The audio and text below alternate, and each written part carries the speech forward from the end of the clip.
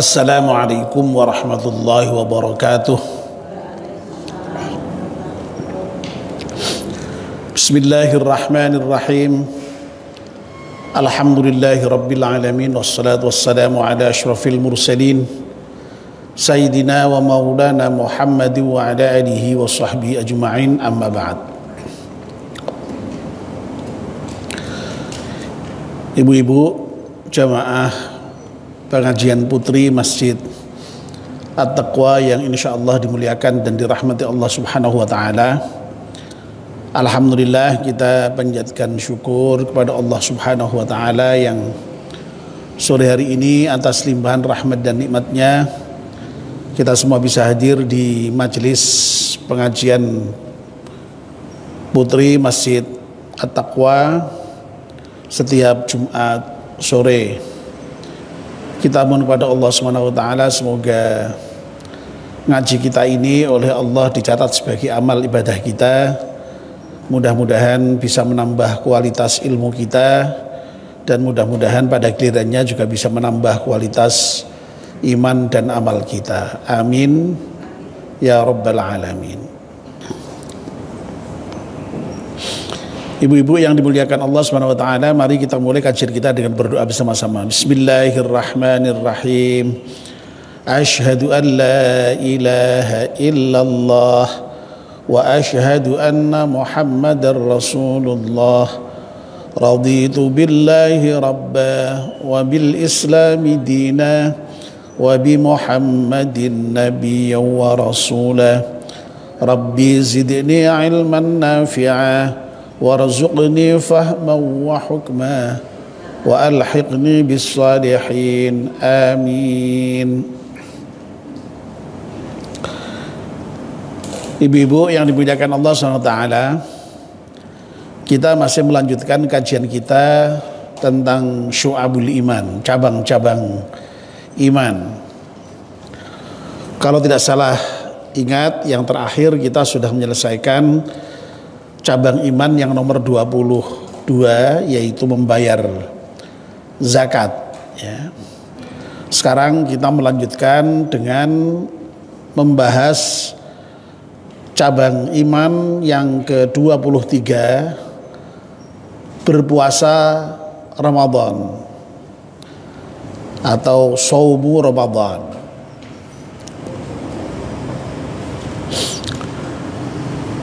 Bapak dan ibu-ibu, lu kok bapak-bapak?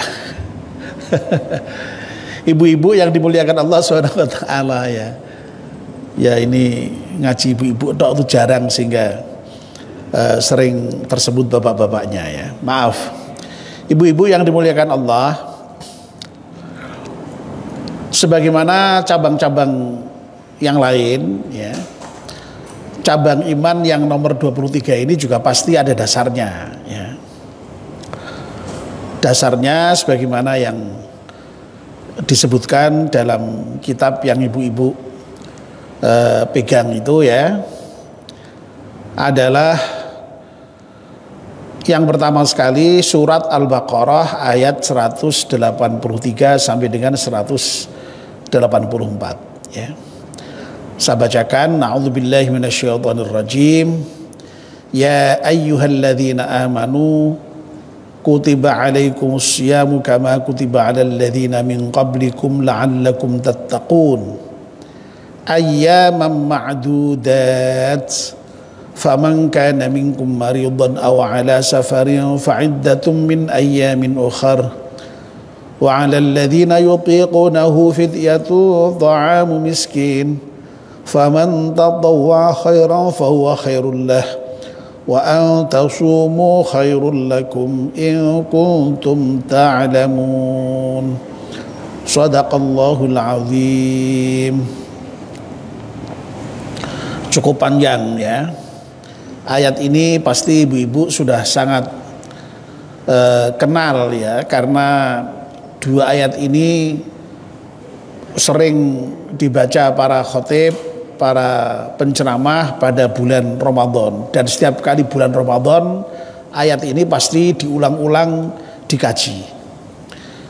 Nah, ini di luar bulan Ramadan karena temanya pas ngepasi ini ya kita bahas ya. Tidak usah nunggu nanti pas ngepasi bulan Ramadan ya. Baik, mari kita coba pahami ya dasar cabang iman yang nomor 23 puasa Ramadan ini. Ya ayyuhalladzina amanu, wahai orang-orang yang beriman.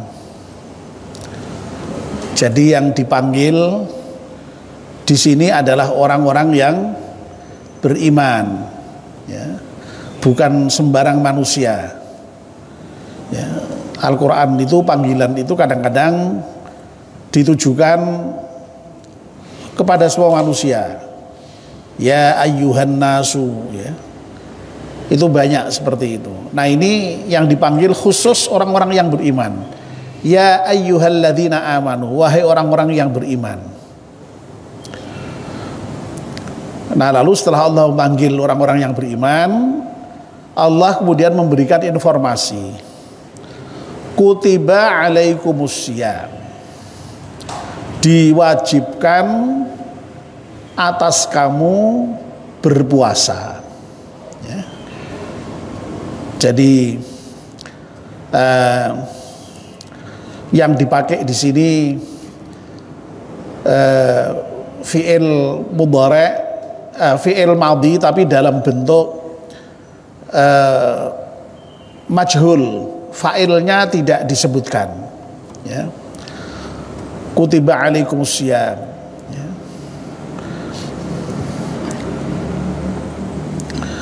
Misalnya juga izin berperang itu, ya, itu juga udzina lilladzina amanu, ya. Jadi orang-orang beriman diizinkan, ya. Yang mengizinkan tidak disebutkan. Ini juga begitu, ya. Tentu saja yang memerintahkan adalah Allah, ya. Ya, tapi Allah tidak disebutkan di sini menggunakan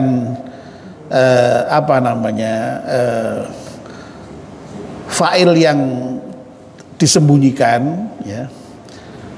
Nah, ini biasanya memang terkait dengan hal-hal yang ya berat sesungguhnya, ya. Seperti perang itu kan juga berat, ya.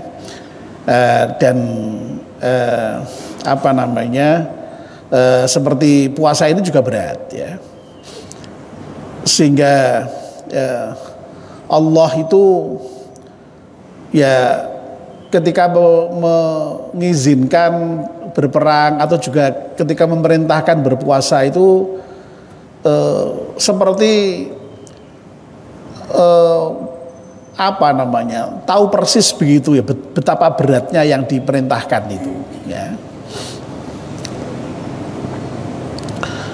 Nah, yang menarik kemudian di dalam ayat ini, ya, ketika Allah memerintahkan orang beriman untuk berpuasa itu, yang tadi saya sebutkan seakan-akan Allah itu tahu persis bahwa puasa itu sebenarnya berat itu. Allah itu ketika memerintahkan puasa itu dengan cara yang sangat mempertimbangkan sisi kemanusiaan manusia. Ya. Ya. Lalu Allah kemudian memberitahukan, ya, meskipun kira-kira begini kalau disampaikan dia. Ya, meskipun kamu puasa diwajibkan, tapi ketahuilah bahwa sebenarnya yang diperintahkan puasa itu tidak kamu sendiri, ya. Kama kutiba 'alal ladzina min qablikum. Orang-orang sebelum kamu dulu juga diwajibkan puasa, ya. Jadi ini kan pemberitahuan yang nadanya itu supaya manusia yang beriman ketika diperintahkan puasa itu menjadi merasa tidak sendirian itu. Wong nyatanya ya umat-umat terdahulu sudah diperintahkan untuk berpuasa, berarti wajarlah kalau umatnya Nabi Muhammad juga diperintahkan untuk berpuasa, ya. Jadi Masya Allah, ini luar biasa, ya. Allah itu ketika memberitahu tentang kewajiban berpuasa ini sangat-sangat mempertimbangkan sisi kemanusiaan kita yang pada umumnya ya sungguhlah ketika orang secara umumnya itu sehari-hari makan minum dengan bebas kok lalu harus menghentikan makan dan minum itu kan berat. Nah ini lalu kemudian Allah memberikan penjelasan sing tak wajibke poso iki wong ora kowe tok ya. Kowe tak wajib puasa, biyen umat-umat yang dulu juga saya wajibkan puasa. Nah ini kan berarti kan menjadikan kita orang beriman itu kan merasa tidak sendirian kan ya, merasa insya Allah lalu tidak berat. Nyatanya orang-orang sebelum kita juga sudah diperintahkan untuk berpuasa. Nah lalu kemudian Allah memberitahukan tujuannya, la'allakum tattaqun, supaya kamu dengan berpuasa itu kemudian menjadi orang-orang yang bertakwa. Ya, langsung diiming-imingi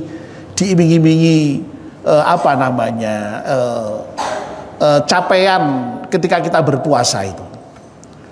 Nah, padahal kita semua tahu bahwa yang namanya orang yang bertakwa itu kan orang yang paling mulia, sehingga seakan-akan Allah ingin mengatakan kalau kamu mau berpuasa kamu akan menjadi orang yang paling mulia ya. Oh itu kan menarik jadinya itu kalau begitu dengan berpuasa itu ya, sehingga tentu saja orang yang berpuasa itu lalu kemudian juga sebagaimana yang dulu sudah pernah kita sampaikan di banyak kesempatan itu, orang yang bertakwa itu kan oleh Allah diberi semacam balasan yang banyak sekali dengan berbagai macam balasan, baik itu balasan di dunia maupun balasan di akhirat. Jadi ini luar biasa ini ya, cara Allah memerintahkan orang beriman untuk berpuasa itu menarik ini ya. Tidak hanya sampai di situ ya, Allah masih melanjutkan lagi ya, ayyaman ma'dudat ya. Itu kalau kira-kira diterjemahkan dengan bebas itu mungkin kira-kira begini ya, kamu memang saya wajibkan berpuasa, tapi puasa itu tidak terus-terusan ya. Puasa itu hanya beberapa hari saja ya. Lah beberapa hari itu hitungannya kemudian dijelaskan selama 1 bulan. 1 bulan itu kalau dalam bulan Qamariyah hitungannya itu tidak selalu 30 hari, kadang-kadang malah hanya 29 hari. Jadi berarti 29 atau 30 hari, tergantung peredaran bulan ya. Makanya jangan heran kalau datang Ramadan kita lalu sok berselisih di dalam menentukan tanggal 1 Ramadan kapan. Itu karena bergantung peredaran bulan. Sementara di satu sisi ada yang memahami hanya cukup dengan diperhitungkan, tapi di sisi yang lain ada yang memahami harus betul-betul bulannya itu dilihat pada saat itu juga ya. Ya, makanya kalau belum melihat bulan ya bulan Sya'bannya itu digenapkan menjadi 30 sehingga lalu kadang-kadang puasa bisa dimulai berbeda itu. Demikian pula ketika menentukan 1 Syawal juga bisa sok berbeda itu ya. Itu ibu-ibu supaya paham itu ya, mengenai jumlah hari dalam bulan Qamariyah itu ya. Jadi sekali lagi ora terus-terusan kue poso mung dalam hari-hari tertentu, yaitu sebulan setelah bulan Ramadan itu ya. Tidak hanya saya berhenti di situ, Masya Allah melanjutkan ya, dalam rangka menjelaskan supaya puasa itu tidak terasa sebagai beban yang berat itu ya. Ya itu lalu kemudian masih diteruskan lagi begini, faman kana minkum maridon aw ala safarin fa'iddatun min ayyamin ukhar.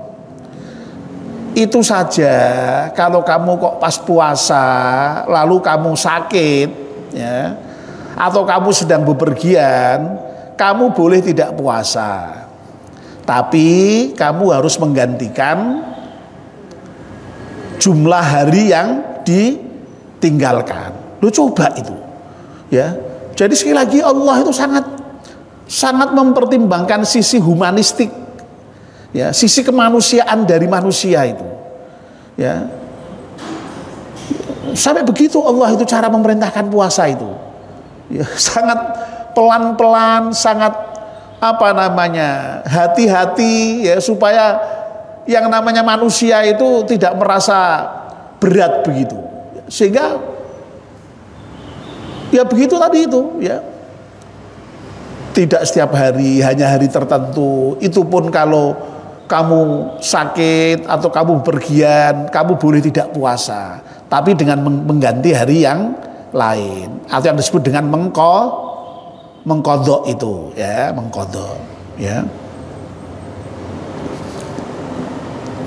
Masih dilanjutkan lagi, wa 'alal ladzina yutiqunahu fidyatun ta'amu miskin, ya, bagi orang yang merasa berat untuk berpuasa, ya, karena sudah sangat tua atau sudah sangat sakit lama yang tidak ada harapan kesembuhan, ya.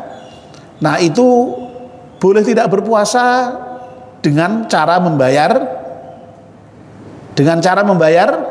fidyah, ya. Ibu-ibu pasti sudah tahu lah itu.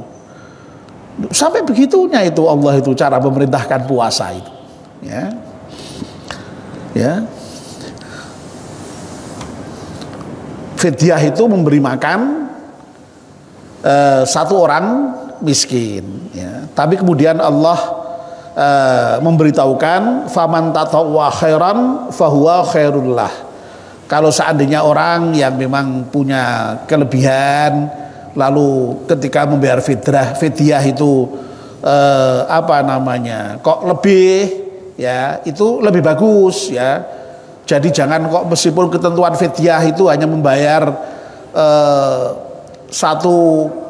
satu makan orang miskin setiap hari, lalu kemudian dipas-kipas, ya, apa meneh misalnya dengan beras, ya berasnya dipilih yang paling murah, ya jangan, ya. Jadi kalau misalnya memang punya kelebihan, ngeimangan wong 100 sento, ya, idep-idep syukuran atau idep-idep apalah begitu, sedekah, ya. Jadi membayar fidyah satu hari satu orang miskin memberi makan itu batas minimal itu, ya. Kalau dalam bahasanya Muhammad Sahrur itu haddul adna itu, ya. Jadi yang namanya hukum itu biasanya ada haddul adna, ada haddul a'la, ya. Begitu.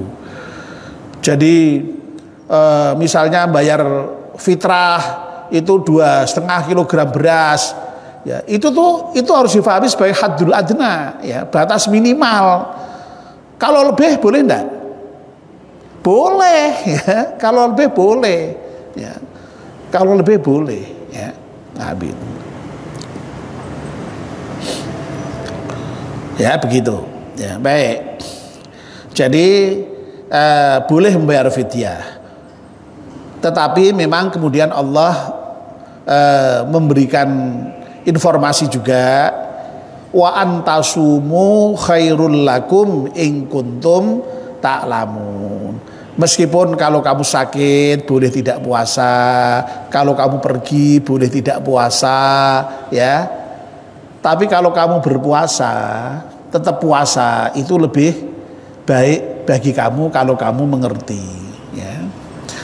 Jadi sekali lagi, orang sakit, orang bepergian ketika puasa itu boleh diganti hari yang lain. Tapi kalau seandainya kita kok menguatkan diri ketimbang nanti bayar puasa di hari lain orang kancane tambah berat, ya, itu menurut Allah itu lebih baik itu. Wa antasumu khairul lakum in kuntum ta'lamun. Masya Allah, ya. Jadi ayat terkait dengan perintah puasa ini luar biasa, ya, luar biasa, sangat-sangat humanistik, ya, sangat-sangat memperhitungkan, mempertimbangkan sisi kemanusiaan manusia yang saya yakin pada umumnya sebagai manusia itu wong biasane makan minum bebas, kok lalu kemudian disuruh menahan diri untuk tidak berpuasa,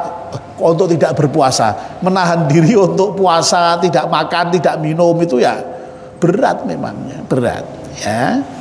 Baik, nah inilah yang menjadi dasar kewajiban untuk berpuasa ya dalam Islam itu, sehingga puasa itu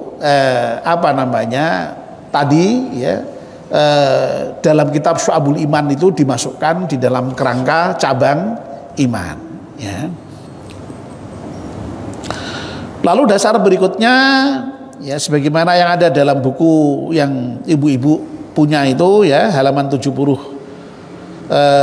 tadi 74, sekarang 75 ya. An Abdullah bin Umar radhiyallahu anhuma qala Rasulullah sallallahu alaihi wasallam buniyal islamu ala khamsin syahadati alla ilaha illallah, bukan syahadatu ya, ala khamsin berarti syahadati Allah wa anna Muhammadan wa iqamis salati ya. Rukun Islam yang kedua atau dasar Islam yang kedua adalah mendirikan sholat. Wa itaiz zakati, yang ketiga adalah membayar zakat. Wa shaumi ramadhana, yang keempat berpuasa Ramadan, dan yang kelima wa hajjil baiti, menunaikan ibadah haji. Nah, ini hadis ini saya kira ibu-ibu sudah sering dengar ya, bahkan saya yakin sebagian apal ya, karena ini hadis tentang rukun Islam itu yang ada 5 itu. Nah, seperti dulu yang sudah saya sampaikan di awal pengantar ketika kita memulai kajian tentang cabang-cabang iman ini, memang antara pengertian dan Islam, antara pengertian iman dan Islam itu bisa tumpang tindih memang ya. Islam itu kalau dari sisi pengertiannya secara sempit ya intinya rukun Islam itu yang ada 5 itu. Tapi Islam dalam pengertian yang luas, ajarannya mencakup seluruh ajaran Islam itu ya, berarti tentang rukun iman juga masuk di dalam Islam. Nah sebaliknya begitu ya. Rukun iman itu kalau dalam arti sempit ya rukun iman yang 6 itu. Tapi kalau iman dalam artian yang luas itu mencakup seluruh ajaran Islam itu, termasuk rukun Islam juga masuk di dalam cabang-cabang iman. Makanya dalam kajian kita kemarin ya, cabang iman yang nomor 21 itu menunaikan sholat ya. Meskipun menunaikan sholat itu sekaligus juga menjadi rukun Islam, tapi sekaligus menjadi cabang iman ya. Cabang iman yang nomor 22 kemarin membayar zakat itu rukun Islam yang ketiga ya, tapi juga menjadi cabang iman yang nomor 22. Nah ini berpuasa Ramadan itu rukun Islam yang nomor 4, tapi sekaligus juga menjadi cabang iman, sehingga memang tumpang tindih ya. Islam ya meliputi iman meliputi Islam ya, begitu. Jadi jelaslah ya bahwa yang namanya puasa Ramadan itu merupakan rukun Islam yang sekaligus juga menjadi cabang iman ya. Lalu ada satu lagi hadis ya yang ada di dalam kitab ini, saya bacakan sekaligus saja ya. An Abi Hurairah radhiyallahu anhu qala Rasulullah sallallahu alaihi wasallam kullu amal ibni adam yudha'af al hasanatu bi asyri amthaliha ila 700 dhi'fin. Qala Allah azza wa jalla illa as-sawm fa innahu li wa ana ajzi bih ya. Yada'u ta'amahu wa syahwatahu min ajli lis-shaimi farhatani, farhatun 'inda fitrihi wa farhatun 'inda liqa'i rabbih, wa la khulufu famis shaimi atyabu 'indallahi min rihil misk, as-shaumu junnatun. Ya. Ini hadis ini panjang, dan hadis ini isinya tentang fadilah puasa, tentang keutamaan puasa, ya. Dan hadis ini juga sering kita dengar kalau bulan Ramadan, meskipun seringkali para penceramah itu menyampaikannya tidak utuh, panjang seperti itu, seringkali diambil sebagian-sebagian sesuai dengan tema yang sedang dibicarakan. Nah, ini kebetulan disebut lengkap. Ini hadis riwayat Bukhari dan Muslim, ya. An Abi Hurairah radhiyallahu anhu qala, dari Abi Hurairah radhiyallahu anhu qala, berkata Abi Hurairah, qala Rasulullah sallallahu alaihi wasallam, Rasulullah sallallahu alaihi wasallam bersabda, kullu amal ibni adama yudha'af, setiap amal Bani Adam itu dilipat gandakan pahalanya, ya. Jadi amal kita itu oleh Allah, ya, karena maha murahnya Allah, itu dilipat gandakan pahalanya, ya.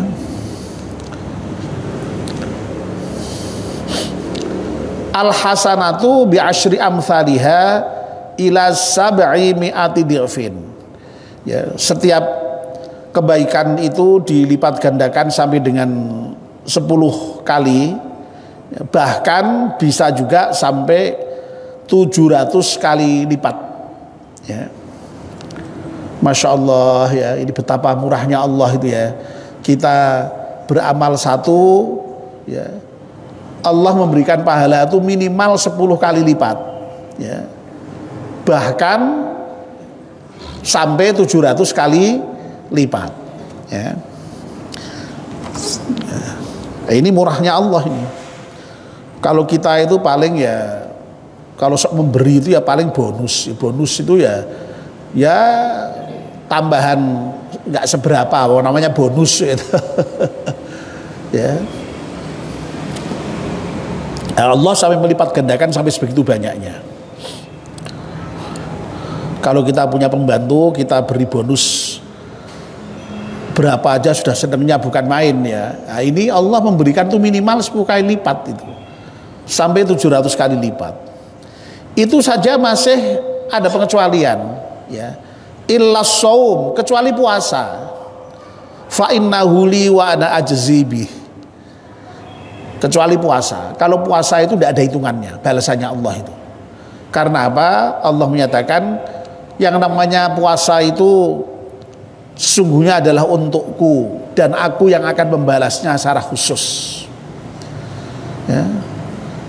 Saya kira ini sudah berkali-kali juga disampaikan, ya, oleh para penceramah, ya, termasuk saya juga menyampaikan betapa sangat pribadinya ibadah puasa itu, ya. Kalau ibadah-ibadah yang lain itu kan ya memang lillahi ta'ala semua, ya, untuk Allah, ya. Tapi dalam kenyataannya itu kan diketahui oleh orang banyak, ya. Membaca syahadat malah justru harus dijelaskan oleh orang lain, ya, supaya orang lain ngerti kalau seseorang itu sudah Islam, gitu. Supaya nanti ketika terjadi apa-apa itu diberlakukan sebagai seorang muslim, termasuk nanti kalau meninggal itu ben wong ngerti nak wong Islam, nak ngerti wong Islam yang kok mati diurus secara Islam, ya. Itu diketahui oleh orang lain. Sholat diketahui oleh orang lain. Betul? Betul, Bu? Betul. Lebih-lebih kalau sholat jamaah, ya. Wong sholat jamaah itu mesti di masjid, ya, mesti diketahui orang lain tuh, ya. Masa sholat kok ora diketahui orang, gitu. Diketahui orang. Membayar zakat diketahui enggak? Diketahui, biasanya disebutkan, ya, ini zakatnya siapa, ya, diberikan kepada siapa, ya. Lalu biasanya yang menerima, yang mendoakan orang yang memberikan zakat, ya, diketahui, ya. Apalagi kalau zakatnya di masjid pasti dicatat, diumumkan ya, diberi kwitansi ya, diketahui orang lain pasti. Haji diketahui enggak? Oh pemenang haji gitu.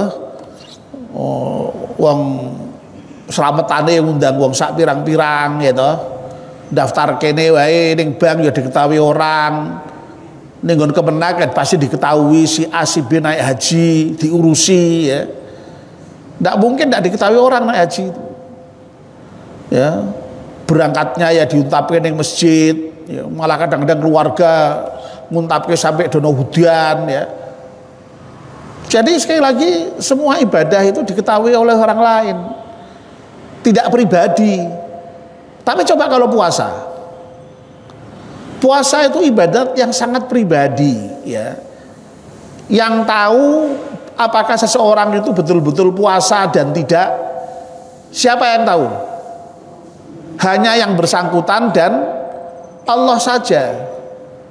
Lu kalau ketoke poso memang iya, misalnya ya keluarga tahu itu, wong nyatane bareng-bareng sahur, ya engko buka ya bareng gitu. Ya, itu kan mau kelihatannya. Ya. Tapi siapa tahu kalau kemudian pas di luar rumah lalu melebu warung misalnya, kan tidak tahu. Ya paling ya ketahuan kalau pas ada kasus ya. Ya, yang sering diceritakan para penceramah itu ya, ya sahur iki sego kok bareng balik kantor masuk angin sampai di rumah dikeroi muntah-muntah, lo kok muntahnya kok mie gitu. Wah iki sulapan nih ya, lo bapak kok sulapan ya pak ya, besok mau sahurnya sego kok lalu muntah mie ya, ya.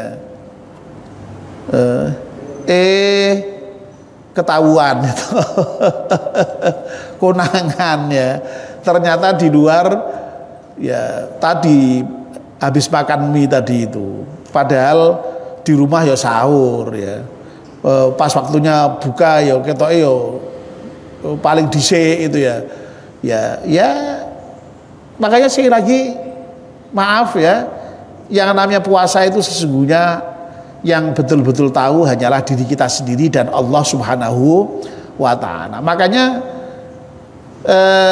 Allah saya mengatakan begitu ya, as-saumu li wa ana ajzi bihi.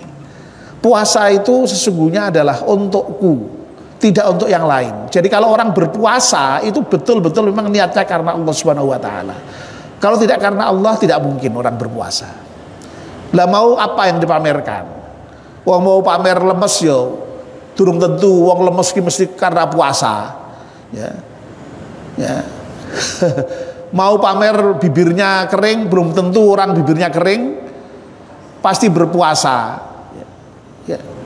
Jadi tidak bisa dipamerkan puasa itu. Ya, yang betul-betul tahu puasa dan tidaknya kita hanya Allah Subhanahu wa ta'ala. Makanya Masya Allah, Allah itu akan membalas secara khusus orang yang berpuasa itu dengan balasan yang kita tidak mengetahui, yang Allah akan melipat gandakan semaunya Allah sendiri ya, luar biasa makanya puasa itu. Oke ya, yada'u ta'amahu wa syahwatahu min ajli ya. Orang yang berpuasa itu tadi sekali lagi dia meninggalkan makan dan juga meninggalkan minum serta syahwatnya itu semata-mata dalam rangka untuk mengharap ridho Allah Subhanahu wa ta'ala, tidak untuk yang lain ya. Kalau ibadah yang lain masih sangat mungkin itu, mengharap yang lain itu masih sangat mungkin ya, sholat rajin ya lillahi ta'ala, tapi masih mungkin diwarnai dengan apa namanya keinginan yang lain ya, ibadah yang lain misalnya zakat ya, haji masih sangat mungkin diwarnai atau dipengaruhi oleh yang lain. Tapi sekali lagi kalau puasa itu betul-betul apa namanya hanya karena Allah Subhanahu wa ta'ala ya. Nah lalu Allah kemudian masih melanjutkan mengenai fadilah-fadilah puasa. lis-shaimi farhatani, farhatun inda fitrihi wa farhatun inda liqa'i rabbih. Bagi orang yang berpuasa itu ada dua kebahagiaan. Ya. Kebahagiaan pertama adalah ketika dia berbuka atau ketika dia berhari raya, ya. Jadi fitri itu bisa berbuka, itu ya bisa buka setiap hari, itu setiap sore. Orang yang berpuasa itu kan seneng Bu ya, kalau sore itu kan seneng ya. Jadi nunggu-nunggu betul, wah kapan ya maghribe ya. Atau kapan bodone kan ya. Yang ditunggu orang puasa kan dua itu, kapan maghribe itu saben harinya, kapan bodone ya. Meskipun bodoh itu kadang-kadang bagi orang tua tertentu ya yang sedang kekurangan ya maraknya bingung juga, tapi diharap-harap lah pada umumnya oleh orang yang berpuasa itu. Nah, kebahagiaan yang kedua adalah wa farhatun inda liqa'i rabbih. Ya. Yaitu kebahagiaan nanti ketika orang yang berpuasa itu bertemu dengan Tuhannya, yaitu di akhirat. Itu kebahagiaan yang paling tinggi, ya. Yakni ketika nanti kita dipanggil oleh Allah Subhanahu wa taala, ya ayyatuhan nafsul mutmainnah irji'i ila rabbiki radiyatan mardiyah fadkhuli fi ibadi wadkhuli jannati. Wahai jiwa-jiwa yang tenang, ya, irji'i, kembalilah kepadaku, ya, radiyatan mardiyah, ya, dalam keadaan kamu ridho dan diridhoi, dalam keadaan kamu kembali kepada Allah itu puas dan Allah juga puas kepadamu, ya. Fadkhuli fi ibadi wadkhuli jannati, dan masuklah ke dalam hambaku dan masuklah ke dalam surgaku. Wah, itu pada saat seperti itulah itu yang nanti merupakan puncak kebahagiaan dari seorang hamba itu, ya. Masya Allah, ya, mudah-mudahan nanti kita semuanya bisa bertemu dengan Allah Subhanahu wa taala dalam keadaan ridho dan diridhoi itu. Yang ini merupakan kebahagiaan bagi orang yang berpuasa, ya. Lalu kemudian yang berikutnya, ya, dan sungguh bau mulut orang yang berpuasa itu lebih wangi di sisi Allah dibandingkan dengan bau minyak wangi, ya. Ini bahkan disebut dengan minyak misik, ya. Minyak misik itu ya minyak yang kualitasnya terbaik lah, ya, dalam tradisi perminyakan minimal pada saat itu, ya. Jadi meskipun tahu bau orang yang berpuasa itu kan mesti bau, ya. Wong karena kalau siang itu memang pada umumnya tidak berkumur orang itu sehingga kemudian lalu bau itu, ya. Tapi itu ternyata di hadapan Allah lebih wangi daripada tapi ya jangan kemudian lalu sengaja misalnya pagi habis sahur tidak sikatan, ya, dengan alasan kok ben tambah badek, ben tambah wangi menurut Gusti Allah, ya ora usah begitu, ya. Jadi ya tidak harus begitu, ya. Yang wajar-wajar saja. Nah, yang terakhir, ya, as-shaumu junnatun, bahwa yang namanya puasa itu adalah perisai. Puasa itu adalah tameng. Maksudnya apa? Kok puasa itu sebagai tameng? Ya, karena orang yang berpuasa itu kan dia sedang mengendalikan nafsunya. Padahal seluruh bentuk kemaksiatan itu berangkat dari hawa nafsu, sehingga orang yang berpuasa itu insya Allah terbentengi itu untuk berbuat maksiat itu, ya. Makanya dalam hadis yang lebih lengkap lagi, ya, atau versi lain terkait dengan puasa sebagai perisai atau puasa sebagai tameng ini, Nabi sampai mengatakan, ya, kalau kamu sedang berpuasa kok sampai ada orang yang mengajakmu berkelahi, katakanlah aku sedang berpuasa. Tidak usah diladeni, ya, tidak usah diladeni. Ya, mau ngomongin orang, ingat sedang berpuasa.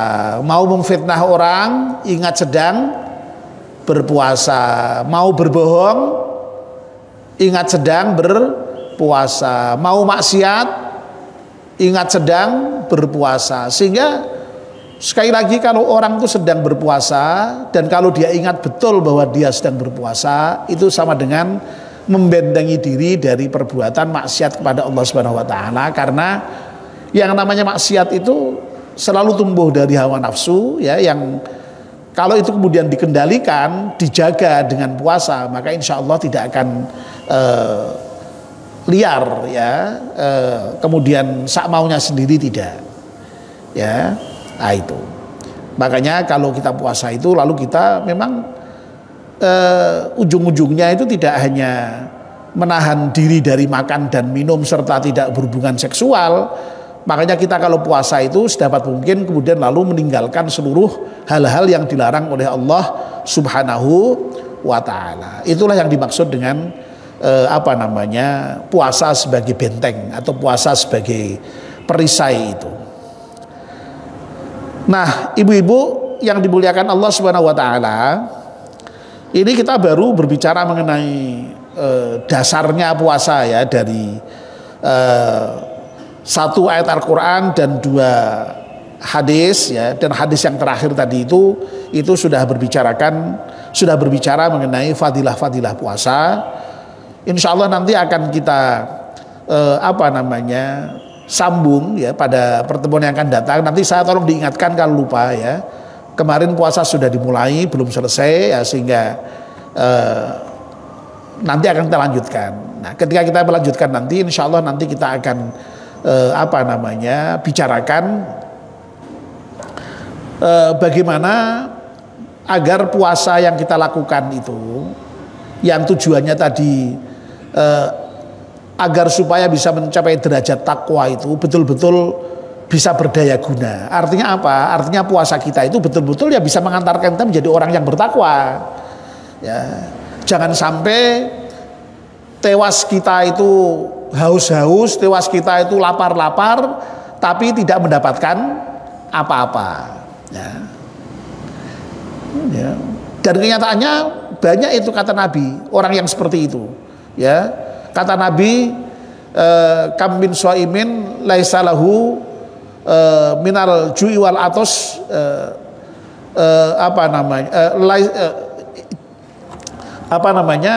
banyak manusia yang berpuasa itu dia tidak mendapatkan apa-apa kecuali hanya mendapatkan lapar dan dahaga saja.